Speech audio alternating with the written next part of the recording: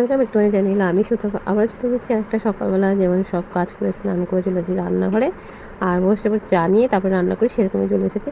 আর বড়দের জানি অনেক অনেক প্রণাম, আচরণ জানি অনেক অনেক ভালোবাসা। প্রচুর গরম, সবাই সাবধানে থেকো, সবাই সুস্থ থেকো, ভালো থেকো, সেটাই বলছি। আর আজকে চা, তারপরে সকালবেলা টিফিনে নিয়েছিলাম চিড়ে ভাজা, যেটা তোমাদের সাথে ফুলটা শেয়ার করলাম না, ভেজেছি সেটাই দেখালাম। তারপরে আগে বসেছিলাম রান্না, যেমন প্রতিদিনের ভিডিওতে আমি দেখাই পুরো রান্নাটা সেরকমই। তা দেখো কেটে নিয়েছি ভেন্ডি, ধুয়ে ভালো করে কেটে নিয়েছি। আর এক একদিন এক এক রকম করে কাটি, আজকে বেশি একটু ছোটো ছোটো করে কেটে নিয়েছি। তারপরে বসে দিচ্ছি কড়াই, তারপরে দিয়ে দিলাম সর্ষের তেল, কড়াই গরম করে তেল গরম করে দিয়ে দিলাম কালো জিরে আর একটা শুকনো লঙ্কা। তারপরে দিলাম কেটে রাখা কিছুটা আলু। আলুটা কাটা তোমাদের দেখায়নি, আর আমি তো কাটাকাটি তোমাদের দেখাই না, আমি হচ্ছে গিয়ে কেটে নিই তারপর তোমাদের সামনে আসি, মানে সেরকম মানে ক্যামেরার মানে কোথায় বসাবো না বসাবো তার জন্য। তা দেখো আলু দিয়ে তারপরে আলুটা একটু নাড়াচাড়া করে নেবো, যেহেতু আলু ভাজতে একটুখানি টাইম লাগে তার জন্য। আর আলুগুলো খুবই ছোটো ছোটো করে কেটেছি, মানে পোস্তর আলুর থেকেও ছোটো করে কেটেছি। তা দেখো আলুটা আমি 50% মানে ভাজার জন্য সিদ্ধ হয়ে গেছে এরকম। তারপরে দিয়ে দিলাম হচ্ছে কেটে রাখা সেই ঢ্যাঁড়স বা ভেন্ডি। দেখো এবার এতে তো ভালো করে একটুখানি নাড়াচাড়া করবো। আর এটা ভাজা করতে তো আর কিছুই লাগে না, নুন আর হলুদ আর লঙ্কা, যেটা আমি ভেন্ডির সাথে লঙ্কাটা কেটে দিয়ে দিয়েছি। তা দেখো নুন হলুদ তো আগে দিয়ে দিয়েছি যখন আলুর মধ্যে, তখন তা অনেকক্ষণই নাড়াচাড়া করতে করতে ভাজাভাজি করেছি। তা অনেকে হয়তো বলবে যে ভেন্ডি ভাজাটাকে দেখাতে হয়, কিন্তু একটা রান্না যদি পুরোটাই দেখাই তাহলে তো দেখাতে হয়, তাই না বলো? আর তরকারি রান্না করলাম তাতে তো হবে না, কেন ভাজাভুজি লাগবে। তাই সেরকমই। তা দেখো ভেন্ডি আলু ভাজা হয়ে গেছে, সেটাই দেখাচ্ছি। আর এবার একটুখানি তেলটা ছেঁকে তুলে নিতে হবে, যেহেতু তেলটা একটুখানি বেশি পড়ে যায়, সবসময় তো কন্ট্রোল করা যায় না, তাই সেরকমই একটু বেশি হয়েছে। আমি কি তেলটাকে পুরো ছেঁকে ছেঁকে তুলে নিলাম, এই দেখো। তা ভেন্ডি আলু ভাজা তোলা হয়ে গেছে, তারপরে দেখো তেলটা সেই তেলের মধ্যে দিয়ে দেবো আর একটু তেল, যেহেতু একটা তরকারিতে তো খাওয়া হবে না তার জন্য। তারপরে দেখো তেলটাকে ভালো করে গরম করে দিলাম শুকনো লঙ্কা, তেজপাতা আর সাদা জিরে, দেখতে পাচ্ছ। আর তোমরা যারা আমার ভিডিও প্রতিনিয়ত দেখো, তোমরা তো সবাই জানো যে আমার রান্নাবান্না খুবই সিম্পল। আমি যেরকম ঘরে মানে করি সেরকমই তোমাদের সামনে তুলে দেখাই, এর বাইরে আমি দেখাতে পারি না। জানি না আমি তোমাদের কেমন লাগে, তোমরা অবশ্যই কমেন্ট করে বলো। তা এদিকে দেখো নিয়ে নিয়েছি কিছুটা আলু, মানে ডুমো ডুমো করে আলু, এটা একটু বড়ো সাইজের নিয়েছি, মাংসর থেকে ছোট কিন্তু একটু বড় নিয়েছি। তা দেখো ভালো করে হচ্ছে গিয়ে আলুটাকে একটুখানি ভেজে নিচ্ছি আর কি, যতক্ষণ আলুটা একটুখানি মজে মজে আসে। যারা আমার প্রতিনিয়ত ভিডিও দেখো তারা প্রত্যেকেই জানো কোনো তরকারি রান্না করতে গেলে আমি যখনই আলু দেওয়ার কথা মনে পড়ে তখনই আমি একটুখানি আলুটাকে ভালো করে সাঁতলে নিই, তাতে আলুটা খুব সুন্দর মোলায়েম মোলায়েম হয়ে যায়, আমার বেশ ভালো লাগে তার জন্য।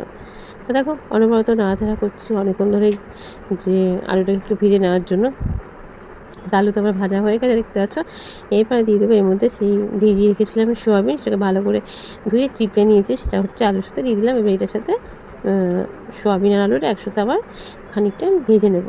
এ দেখো আলাদা করে ভাজলেও হয়। তা আমি তো যত রকম ভিডিও আমি করি, আমার সব কটা ভিডিওতে তোমরা দেখবে খুব শর্টকাটে রান্না করতে গেলে আমার খুব একটা বাসন হয় না। তা আমি এরকমভাবেই সিম্পলভাবে খুব সুন্দরভাবে করি। তা খেতে তো আমার বাড়ির লোক এটাই পছন্দ করে, এটাই আর কি। তা দেখো কিছুটা সময় ভাজাভাজি কর, তারপরে দিয়ে দিলাম কিছুটা জিরে গুঁড়ো, তারপরে দিলাম কিছুটা লঙ্কা গুঁড়ো, তারপরে দিলাম পরিমাণ মতন লবণ, তারপরে দিয়ে দিলাম পরিমাণ মতন হলুদ। আর তারপরে দিয়ে দেবো এর মধ্যে দেখো গ্রেট করে রাখা আদা। আদা না দিলে তো নিরামিষটাকে একদম ভালো লাগে না, নিরামিষই বলো আর আশি বলো ভালো লাগে না, তার জন্য। আর তারপরে দিয়ে দিলাম কিছুটা টমেটো, যেটা গ্রেট করে নিয়েছি।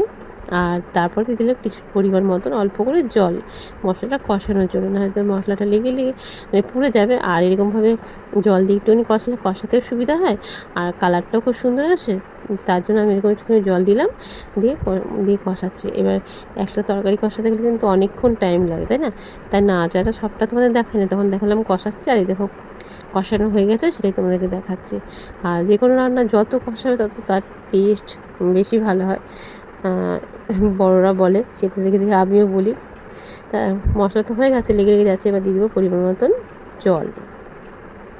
এ দেখো জলটাকে দিয়ে এবার ভালো করে নাড়াচাড়া করে দিয়েছি, যেহেতু লেগে লেগে যাচ্ছিলো সেটা এবার ভালো করে খুন্তির সাহায্যে তুলে দিয়েছি। তারপরে বেশ খানিকক্ষণ তরকারিটা ফুটেছে, তারপর দিলাম কিছুটা মানে পরিমাণ মতন গরম মশলা, দিই, তখন দিয়ে ওটা দিয়েও ভালো করে নাড়াচাড়া করে আরেকটু ফুটতে দেবো, যেহেতু গরম মশলা সবার কাছে পৌঁছে যায়, সবাই যেন ভাগ পায় তার জন্য।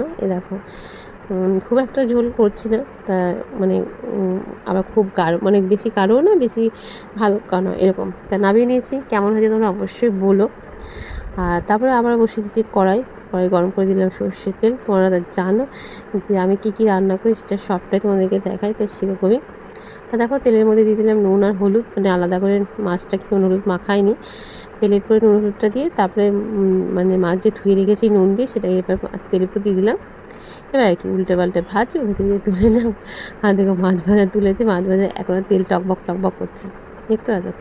তো তোমাদের একবারই দেওয়া দেখিয়েছি, আরও একবার দিয়েছি, দিয়ে মাছগুলো ভেজে তুলে নিয়েছি। ওই তেলের মধ্যে দিয়ে দিলাম আর একটু তেল, তারপরে দিলাম সাদা দিয়ে শুকনো লঙ্কা আর তেজপাতা। আমার যেই তরকারিতে যেমন ফোড়ন লাগে সেরকম ফোড়নই দিই, মানে যেটা আমি দেখে এসেছি বা খেয়ে এসেছি সেরকম আর কি। তো ফোড়নটা হয়ে গেছে, তারপর দিয়ে দিলাম কিছুটা গ্রেট করে রাখা আদা, তারপর দিয়ে দিলাম কিছুটা টমেটো, যেটাও গ্রেট করে নিয়েছি যাতে মিক্সির কাজ হয়ে গেছে। তারপর দিয়ে দিলাম কিছুটা জিরে গুঁড়ো, পরিমাণ মতন লবণ, আর দিয়ে দেবো কিছুটা হলুদ।